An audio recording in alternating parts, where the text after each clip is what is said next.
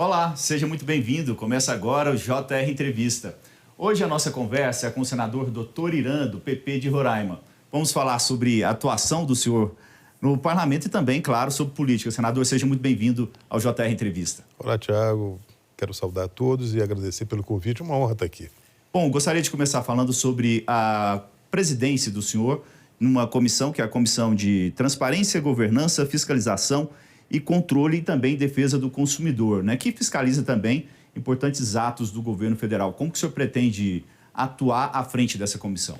Olha, poderia te adiantar que o governo vai ter vida fácil conosco lá, porque a composição da comissão é de senadores que são muito aguerridos, senadores que estão muito interessados em desenvolver a pauta, e nós temos lá hoje cerca de 200 projetos que aguardam relatorias, e nós estamos trabalhando para identificar os relatores que têm mais afinidade com determinadas pautas, e nós temos também na comissão tramitando mais de 400 projetos de lei que estão esperando o início dos nossos trabalhos para continuarem tramitando. Então, é uma comissão importante que nós vamos levantar questões, por exemplo, transparência, não é? Nós temos lá um projeto que ele regulamenta a questão dos cartões corporativos. Nós precisamos mostrar à sociedade, por exemplo, o que é gasto com os cartões corporativos que são utilizados pelo Poder Executivo.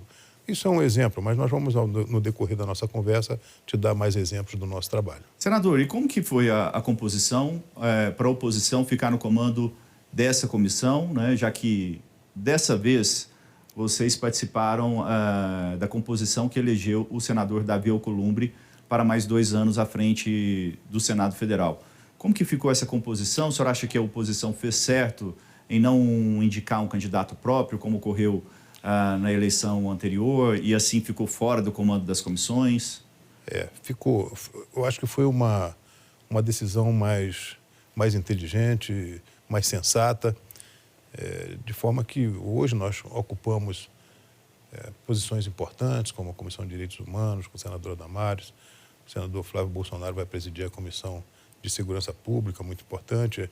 A gente comandando essa comissão também de fiscalização e controle, de forma que, diferentemente da legislatura anterior, quando nós não conseguimos comandar nenhuma das comissões, agora nós vamos pautar assuntos que são de interesse da oposição, do segmento mais de centro-direita do país, e vamos questionar bastante as ações do governo federal, não só com o intuito de fazer oposição por oposição, mas fazer uma oposição que seja construtiva e que seja tenha a finalidade também de dar ciência às pessoas, aos brasileiros, de como funciona a máquina pública do nosso país, através dos seus grandes programas, de gastos públicos, enfim. Eu acho que nós faremos um grande trabalho lá. Senador, vamos falar um pouquinho sobre outro tema que causou bastante atrito entre o Congresso Nacional e o Judiciário, que é a questão das emendas parlamentares, né? O ministro Flávio Dino, ex-senador, ele liberou, né, o pagamento das emendas parlamentares. Como que o senhor vê a atuação da comissão também do senhor, né, nessa questão de fiscalizar também a aplicação das emendas parlamentares, né, principalmente a questão da transparência e também da rastreabilidade? Vocês pretendem também atuar com foco nisso? Olha, eu acho que nós passamos por um período onde se demonizou as chamadas emendas de transferência direta, que são as emendas PIX, não é? Diferentemente do que as pessoas acham que ela não tem rastreabilidade, tem sim, porque todas as emendas que são encaminhadas para as instituições no Estado, no município, elas precisam ter um plano de trabalho, e nós temos órgãos de fiscalização para acompanhar a execução dessas emendas. O que acontece é que há eventuais distorções que devem ser fiscalizadas com rigor e que se identifiquem os responsáveis e que eles sejam punidos com o devido rigor também. Mas essas emendas dão muita agilidade às execuções. Vou dar um exemplo para você. No meu estado lá, nós temos, por exemplo, coloquei no meu primeiro mandato de deputado estadual, recurso para fazer uma grande estrutura de atendimento à urgência e emergência, o grande trauma do Hospital Geral do meu estado. Depois de cerca de 7 anos, nós conseguimos inaugurar esse grande trauma, depois já da pandemia, e com uma desvalorização grande desse recurso que eu coloquei, o que levou ao governo do estado a ter que colocar recurso de contrapartida de um valor significativo, quando se a gente tivesse uma eficiência maior na execução, nós teríamos economizado recursos e inaugurado a obra com mais rapidez. Isso é um exemplo que eu posso te dar, assim, de que a emenda PIX não é uma emenda, não é algo que se faz para burlar a fiscalização. Não. A finalidade é que se dê economicidade e eficiência ao dinheiro que a gente coloca lá na ponta. Esse é o meu pensamento. E eu acredito que o próprio governo federal foi interessante para ele fazer esse tipo de movimentação, até porque o governo, quando nós transformamos todo o nosso orçamento, tanto emendas de bancada quanto emendas individuais, como impositivos, quer dizer, a gente não precisa ficar negociando e sofrendo pressão do governo para aprovar absolutamente nada no Congresso que não seja da nossa convicção. Eu acho que isso nos deu muito mais envergadura e o governo perdeu força para nos pressionar para questões que não são do interesse do povo brasileiro. Bom, o senhor é da oposição, mas vou te fazer uma pergunta política, né, a respeito principalmente da articulação do governo com o parlamento, né? O presidente Lula fez ali uma mudança no Palácio do Planalto e colocou a deputada federal, que já foi ministra, né, Gleisi Hoffmann, para assumir a articulação política do governo com o parlamento. Na visão do senhor, essa movimentação, né, colocando mais um integrante ali do PT nessa comunicação, ela mantém a comunicação do Palácio do Planalto com o Congresso da forma como está, melhora ou piora a situação? Bom, eu acho que nós temos que esperar para ver, porque a política é muito dinâmica, o governo tem tido uma relação ruim com o parlamento, você vê que, inclusive na reforma ministerial, o governo tem tido dificuldade de nomear novos ministros, porque certamente que muitos que foram convidados às vezes declinaram de seus convites por conta de que é um governo que está terminando, é um governo que tem sido mal avaliado, tem tido uma relação ruim com o Congresso ao longo de todo a primeira metade do governo, de forma que nós esperamos que até melhore, porque quando melhora essa relação entre os poderes, a gente consegue fazer com que as coisas andem melhor no país. A gente não pode torcer pelo cada vez pior, melhor para nós. Não. Nós precisamos realmente trabalhar em função do povo, das pessoas, porque essas relações conflituosas não ajudam o nosso país. Bom, e o senhor faz parte do Progressistas, né? O pessoal, a gente até falei no início do programa PP, mas vocês usam agora Progressistas. É um partido que tem ministérios, né? Vocês também estão ali com cargos no comando da Caixa Econômica Federal, mas é um partido que já entrou no governo um pouco dividido. Nesse momento, o partido está avaliando desembarcar do governo? Qual que é a situação? O senhor acha que esse movimento, o senhor também faz parte, né? Já que o senhor é mais ligado à oposição, o senhor acha que o partido vai deixar de apoiar o Palácio do Planalto ou não? O nosso presidente Ciro Nogueira já faz uma oposição bastante forte desde o início do governo Lula. Mas ele foi ministro do ex-presidente Bolsonaro. Exatamente. Mas o nosso partido é um partido gigantesco, é um partido grande, tem mais de 50 deputados, e tem muitos deputados, principalmente os deputados do Nordeste, eles têm uma identificação maior com o atual governo. Por outro lado, a bancada do Sul, a bancada do Sudeste já tem um viés mais de oposição, assim como eu, lá no meu estado, um estado agrícola, um estado que fui vítima, inclusive, dessa sanha demarcatória de terras indígenas e reservas naturais que deixou o nosso estado só com 8% do nosso território agricultável, e isso lá a população imputa aos governos do PT, de forma que nós, no nosso estado, nós temos essa particularidade. O Partido dos Trabalhadores lá praticamente não existe. Então, É uma coisa natural eu ter uma posição de oposição ao governo, até por conta de que o meu eleitorado é o eleitorado que me identifica como um homem de oposição. Bom, antes da gente continuar a nossa conversa, eu preciso dar um recado. Bom, você pode assistir o JR Entrevista na Record News, no portal R7, no Play Plus, no Jornal da Record, no JR 24 horas, à meia-noite e meia, e também nas nossas redes sociais. Senador Dr. Irã, vamos falar também um pouquinho sobre a CPI das bets. O senhor é presidente da CPI, vocês têm feito um trabalho longo aí de investigação em torno, principalmente, das bets irregulares, né? Como que está a situação? Ainda existem... A gente teve a regularização de mais de 80? Cerca de 80. Cerca de 80, né? Bets aqui no país. Mas a gente ainda tem bets irregulares em funcionamento. Como que está essa situação? Bom, o que nos chamou a atenção é que desde 2018 que as bets se instalaram no país, eu não sou contra jogos. Eu não gosto de jogar, mas não tenho nada contra quem joga. Agora que se deixe claro que o jogo é uma diversão, não é uma maneira de se enriquecer como, por exemplo, as propagandas de influencers nas redes sociais tentam dar noção aos jovens, às pessoas, principalmente as pessoas mais humildes, de que aquilo é uma oportunidade de se ganhar dinheiro, de ficar rico. Há uma exposição de riqueza que não é real e que tenta induzir as pessoas a jogarem, às vezes, mais do que têm capacidade para fazê-lo. Então, isso nos preocupou muito e isso foi uma das razões da gente instalar essa CPI. Também nós nos preocupamos com o fato de que, desde 2018, essas empresas funcionaram até o final do ano passado sem pagar absolutamente nenhum imposto para o país, o que gera uma grande renúncia fiscal. Quer dizer, nós tivemos aí uma perda de quase 50 bilhões de reais de impostos durante esse tempo todo, onde não foi regulamentado e nem foi arrecadado imposto por essa atividade no nosso país. Uma atividade absolutamente lucrativa, porque só quem ganha são as bets. Eu não vejo ninguém dizer que faliu uma bet. Quer dizer, nós precisamos regulamentar isso, nós estamos trabalhando para isso.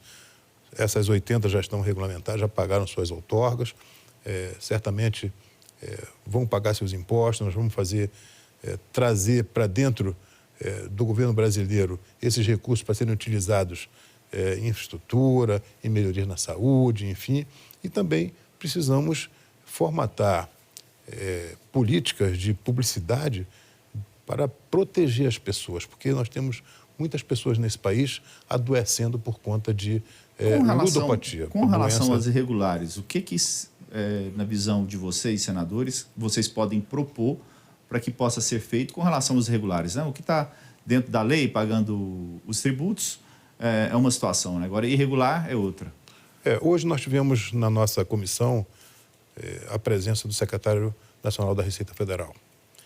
E a ideia é de que nós temos que tratar de maneira diferenciada essas bets que estão regulamentadas e as outras bets. Elas estão sendo convidadas a se regularizar e aquelas que não se regularizarem, precisamos colocar a Polícia Federal, os órgãos de controle para fiscalizar e para aplicar a lei no sentido de que essas bets elas têm que ser punidas porque elas estão praticando um crime tributário grave no nosso país.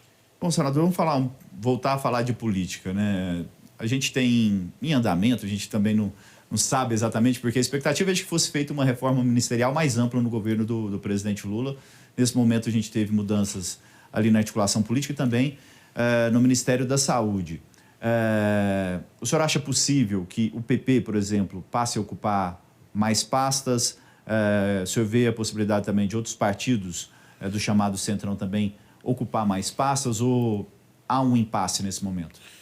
Eu acredito que o nosso partido não deve ocupar mais nenhuma pasta. Eu acho que muito mais fácil o partido se afastar mais do governo do que assumir algum outro ministério importante no governo Lula. Aliás, porque o governo, além de ser um governo que está terminando, e está terminando assim meio de forma melancólica, com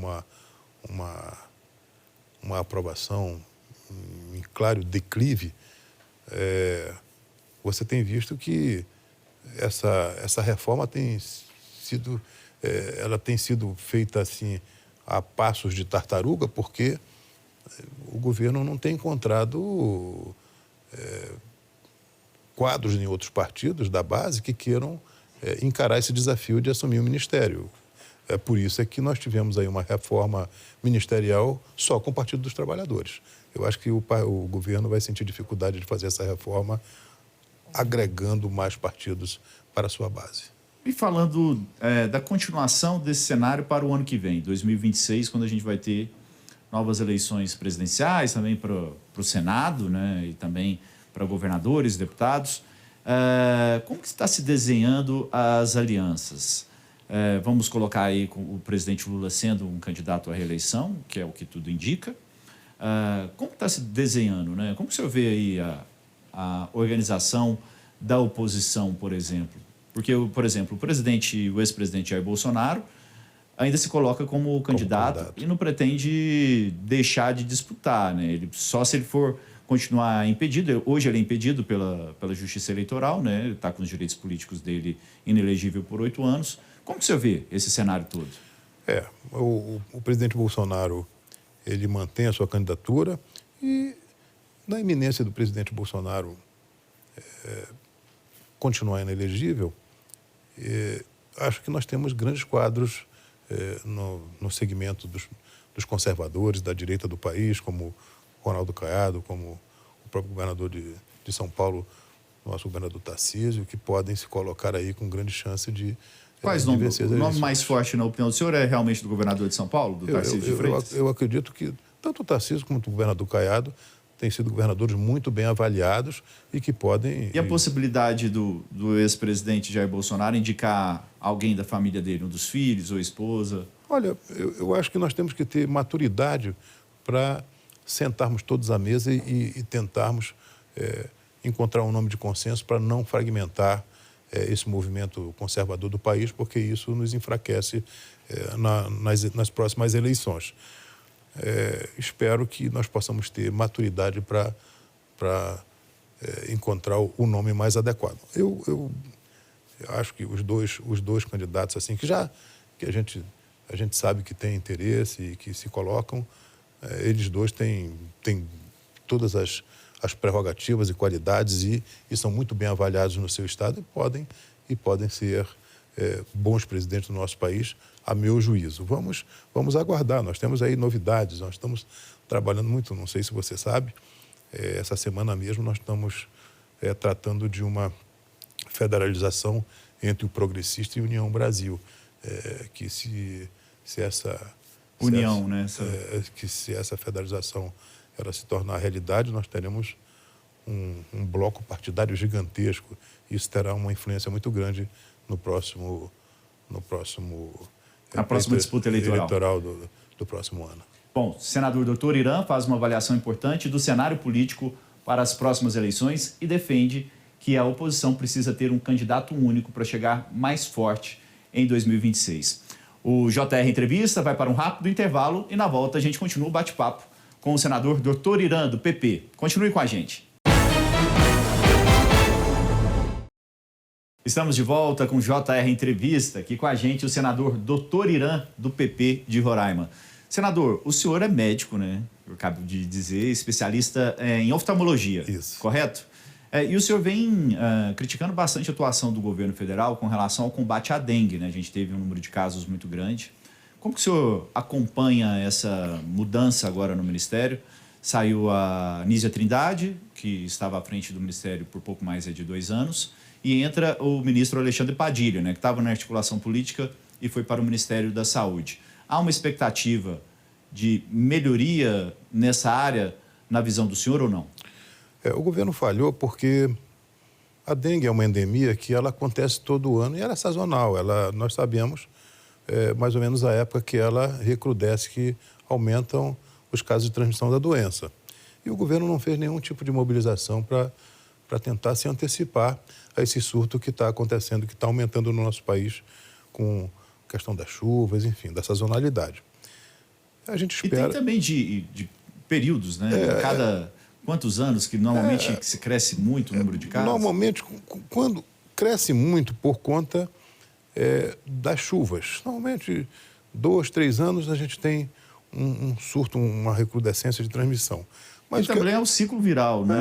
E outra coisa importante é a gente ter uma mobilização comunitária, grandes campanhas, porque, diferentemente da malária, onde o mosquito é um mosquito mais silvestre, ele fica mais na mata, na beira dos rios, o mosquito da dengue, o Aedes aegypti, é um mosquito urbano, é um mosquito intradomiciliar. Quer dizer, se a gente tiver campanhas de mobilização da comunidade, sociedade, para manipular bem seu lixo, se nós tivermos programas de oferecer água de boa qualidade, pequenas obras de saneamento nos municípios menores do país, a gente tem um impacto grande na cessão da transmissão viral.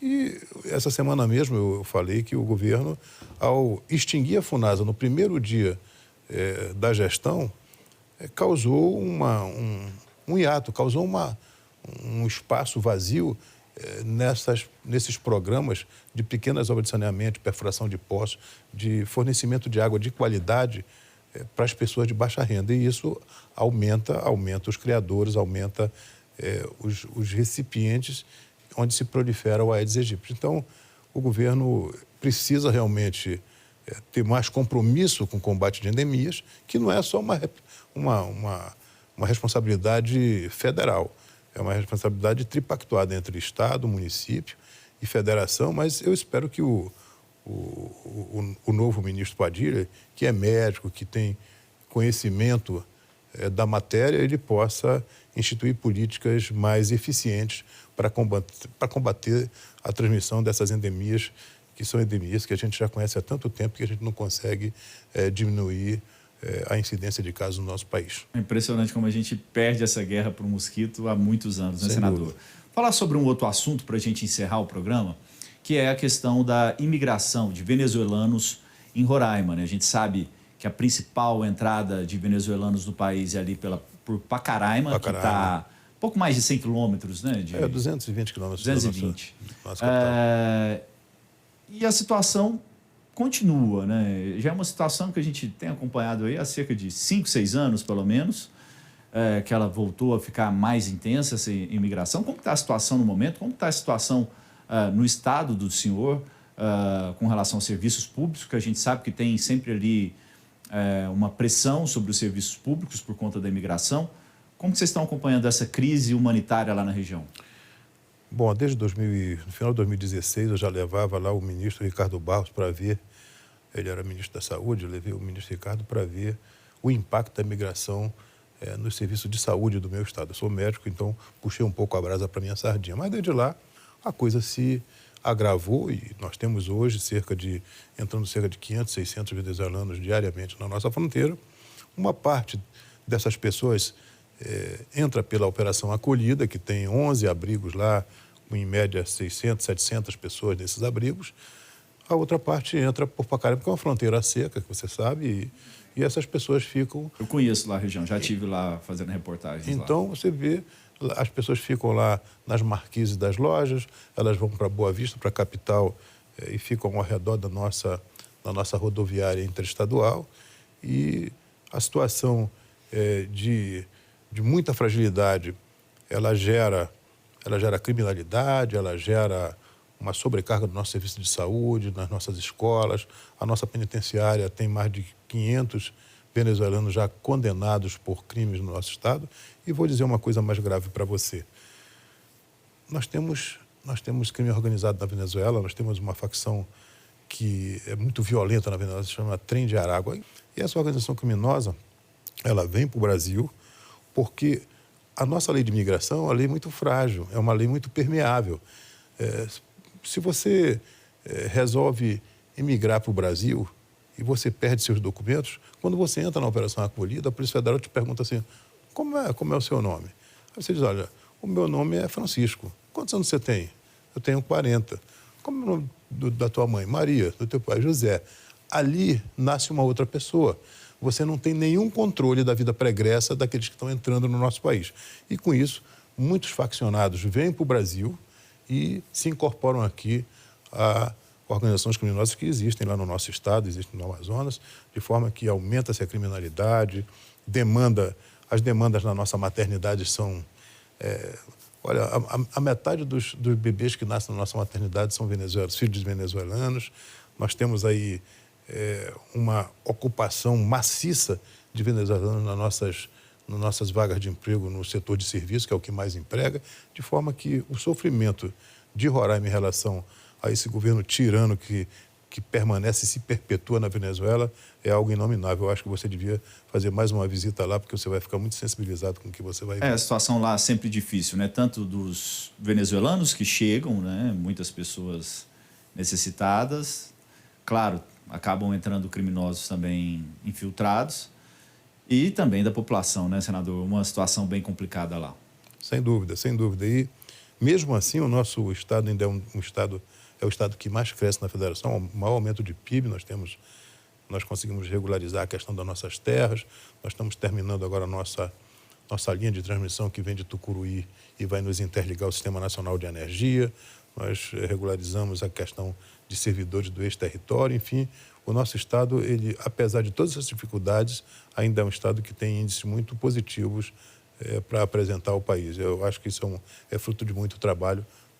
Não é um trabalho de uma pessoa só, mas é um trabalho, a nossa representatividade política, o nosso governador Antônio Denário tem trabalhado muito para melhorar a vida das pessoas. Bom, hoje aqui no JR Entrevista, conversamos com o senador Dr. Irã. Muito obrigado pela participação do senhor. Muito obrigado, me convide mais vezes e um grande abraço a todos.